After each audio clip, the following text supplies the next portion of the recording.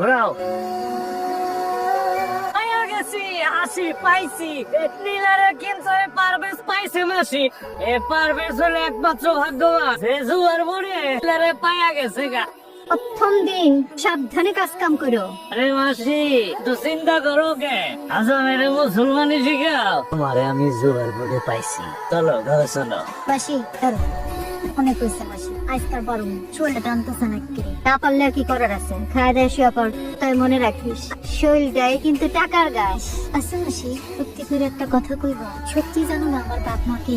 না, আমি কিছুই জানি না। তোর বাপ মাকে, যার ধর্মকে কিছুই জানি না। তোরে চুরি করে আনছে না টোকায় পাইছে কিছুই জানি না। এই এক কথা কথা জিজ্ঞেস করবি, খায় শুয়ে পর যা, শরীরে টানে না, খালি পেছে। কি মাসি, কাজ কাম কেমন চলতেছে? হকারে লয়ে আইছি, আমার বন্ধু।